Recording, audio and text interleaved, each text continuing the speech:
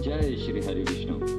नमस्कार दोस्तों, आज हम सुनेंगे कामिका एकादशी की पावन व्रत कथा।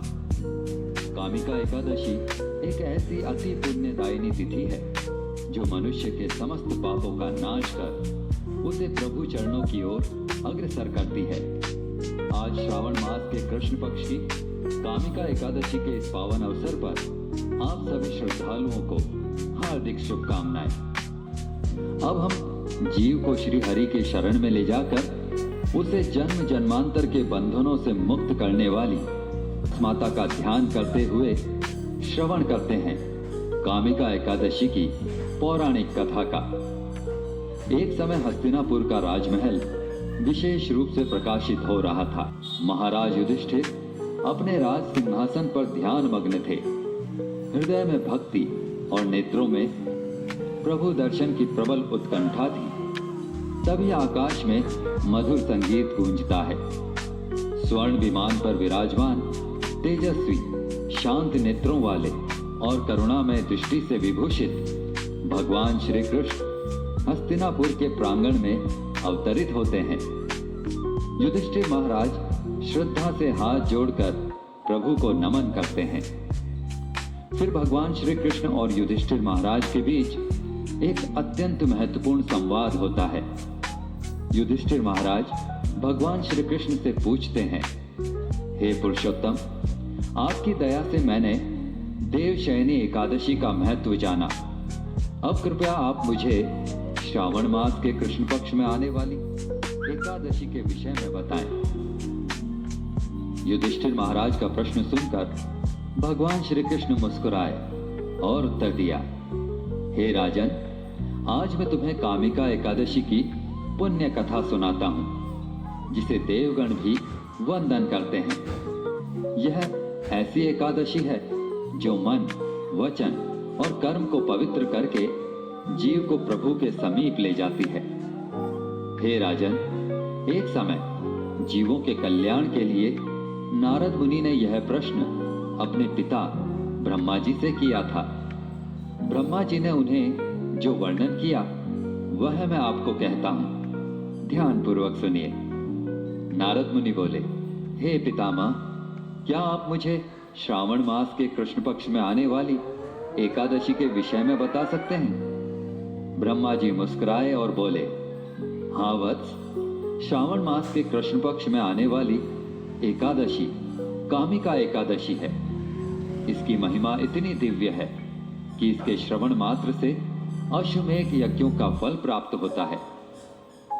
इस दिन जो व्यक्ति तुलसी के दल से भगवान श्री हरि की पूजा करता है, उसे स्वर्ण और चांदी दान करने के समान फल प्राप्त होता है।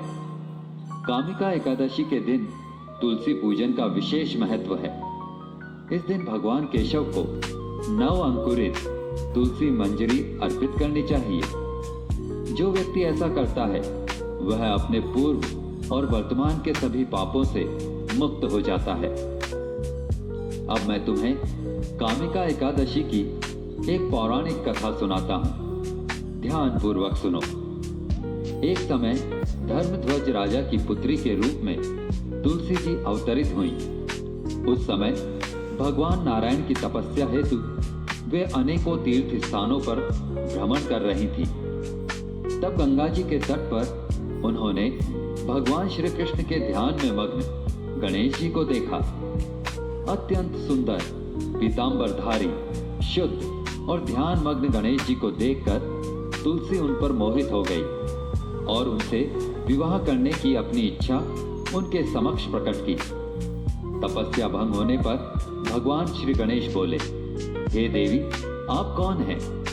आपके यहाँ आगमन का क्या कारण है? क्या आप नहीं जानती कि तपस्वी का ध्यान भंग करना पापजनक होता है? तब तुलसी जी ने कहा, मैं राजा धर्मध्वज की कन्या हूँ और योग्य पति प्राप्त करने हेतु यहाँ तपस्या करने आई हूँ। आपको देखकर मैं आपसे आकृष्ट हुई हूँ और आपसे विवाह करना चाहती हूँ। तब गणेश जी बोले, हे देवी, मेरी आपसे विवाह करने की कोई इच्छा नहीं है। कृपया करके आप मुझसे अपना ध्यान हटाकर किसी और योग्य वर की तलाश करें। गणेश जी के ऐसे वचन सुनकर तुलसी जी को क्रोध आ गया और वे बोली, आप मुझसे विवाह नहीं करना चाहते तो आपका विवाह 2 कन्याओं से होगा। ऐसा कहकर वे गणेश जी के गजमुख का उपहास करने लगी। तुलसी जी का यह रूप देखकर गणेश जी ने उनको श्राप दिया, हे देवी, मैं आपको श्राप देता हूँ, आप असुर पत्नी बनोगी और उसके बाद एक वृक्ष बन जाओगी। यह सुनकर तुलसी जी को अपनी भूल का आभास हुआ और उन्होंने गणेश जी से प्रार्थना की कि वह अपना श्राप वापस ले लें। तब गणेश जी बोले, हे देवी, तुम भगवान नारायण की प्रिय बनोगी। समस्त मनुष्यों के लिए तुम्हारे द्वारा किया गया पूजन लाभकारी रहेगा, परंतु मेरे लिए तुम हमेशा त्याज्य रहोगी। इसके बाद आगे चलकर तुलसी जी शंखचूड़ असुर की पत्नी बनी और भगवान नारायण के प्रिय तुलसी के पौधे में प्रकट हुई। आगे भगवान श्री कृष्ण कहते हैं, जो व्यक्ति कामिका एकादशी के व्रत का पालन करता है उसे संपूर्ण पृथ्वी के दान, बछड़े समेत किए गए गाय के दान आदि के समान फल प्राप्त होता है। यह एकादशी सबसे शुद्धतम है और पापों का नाश करने में प्रबल है। भगवान श्री कृष्ण ने मुस्कुराते हुए कहा, हे राजन, जो भक्त कामिका एकादशी का व्रत करता है और श्रद्धा पूर्वक इसकी महिमा का श्रवण करता है, वह समस्त पापों से मुक्त होकर स्वर्ग और मोक्ष की प्राप्ति करता है। यह व्रत स्वयं रुद्र, ब्रह्मा और देवगणों द्वारा भी सम्मानित है।